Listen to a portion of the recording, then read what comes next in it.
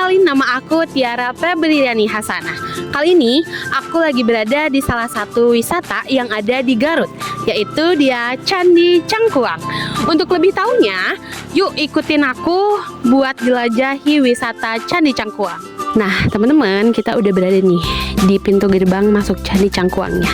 Untuk lebih tahu detail candinya, yuk ikutin aku.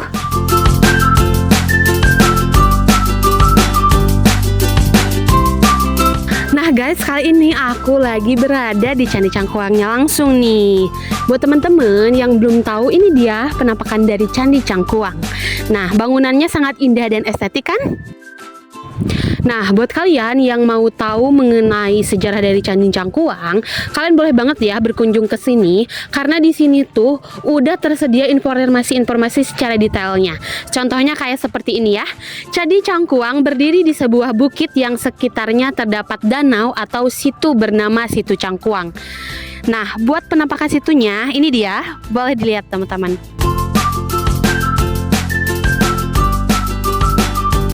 Nah teman-teman semuanya, di Candi Cangkuang ini tidak hanya terdapat candinya doang ya, tapi di dalamnya itu ada sebuah patung Siwa yang dimana patung ini tuh sering dipakai beribadah oleh orang-orang turis yang berkunjung ke sini.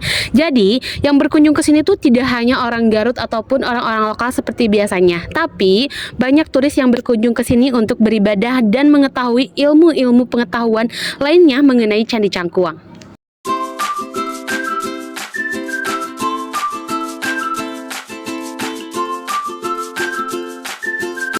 Halo teman-teman, kali ini aku ditemanin sama Bapak siapa Pak? Jaki. Asalnya dari mana? Saya dari Kampung Cakar. Cakar. Pak mau tanya, candi ini ditemukan pertama kali oleh siapa kalau boleh tahu? Ditemukan oleh Bapak Dr. Anes Uka Chandra Sasmita. Kondisi candi ini pada saat ditemukan apakah sudah seperti ini atau kayak gimana Pak? Boleh dijelasin? Candi ini waktu ditemukan tertutup tanah ya. Cuma itu juga waktu menemukannya itu berdasarkan petunjuk dari sebuah buku yang ditulis oleh bangsa Belanda yang bernama Poderman, yang menulis di dalam buku yang berjudul Notulen Batavia Genotschap terbitan tahun 1893. Nah di situ dijelaskan bahwa di Cangkuang itu ada sebuah makam kuno Arif Muhammad, Arca Siwa dan Lingga. Jadi tidak menyebutkan candi, cuma di situ ada tanda tanya, sehingga pada saat itu Bapak Dr. Anes Uka pun curiga ada pergerangan karena ulama Arif Muhammad Islam Muslim, sedangkan Siwa kan Hindu, sehingga beliau ingin melakukan proses penelitian dan penggalian. Sehingga tahun 1967-68 dilakukanlah proses penelitian dan penggalian. Nah, pada saat proses penelitian penggalian, ternyata di samping makam Arif Muhammad ditemukan sebuah pondasi candi yang berukuran 4,5 kali 4,5 meter. Dan saat itu juga ditemukan puing-puing dibesarkan, dikumpulkan kurang lebih hanya 40%. Tapi dari 4% itu dapat mewakili dari bangunan candi. Sehingga tahun berikutnya, tahun 1974 sampai 1976, candi ini dipugar. Dipimpin langsung oleh tim ahli arkeologinya Bapak Dr. Anes Uka Chandra Sasmita, ketua timnya ada Profesor Harsoyo. Nah, kemudian setelah direnovasi jadilah candi yang sekarang ini, yang kemudian Arca Siwa disimpan di dalam Candi Cangkuang. Yang selanjutnya candi ini diberi nama Candi Cangkuang sesuai dengan nama tempat, karena tepatnya temukannya di desa Cangkuang, sehingga candi ini diberi nama Candi Cangkuang. Karena saat itu tidak ditemukan prasasti, jadi namanya menyesuaikan dengan nama tempat candi ini berada.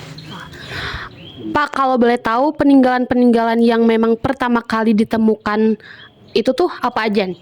Yang pertama kali temukan ya itu pasti adanya Arca Siwa dan sebagian puing-puingnya candi. Yang ada di dalam museum ini ya? Nah, bagaimana nih Pak pandangan masyarakat sekitar terhadap candi? Kan Candi Cangkuang itu dikerumuni sama penduduk. Nah, bagaimana gitu pandangan masyarakat sekitar terhadap Candi Cangkuang sebagai situs warisan budaya dan juga religi? Pandangan masyarakat baik-baik saja.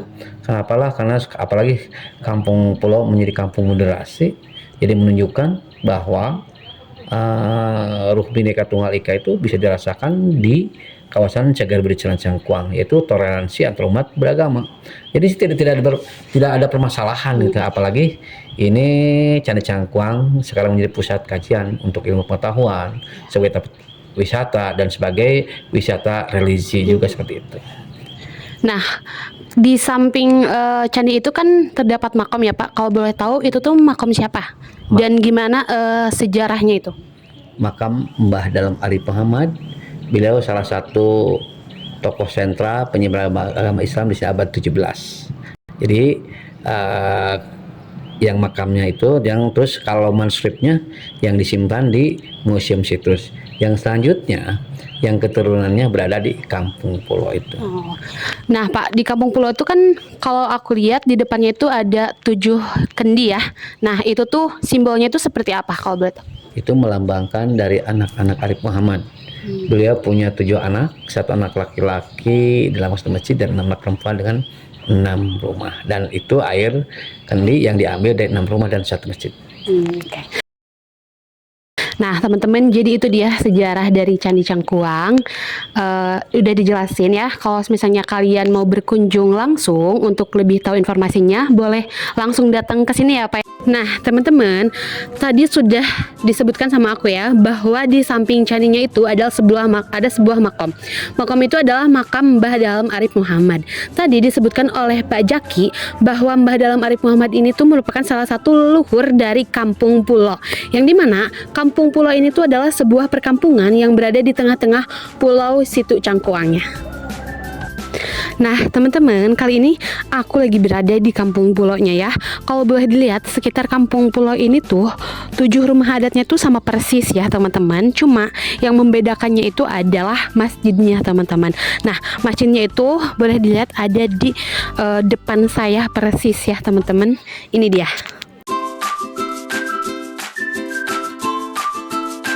Biasanya paling rame ini tuh di hari apa?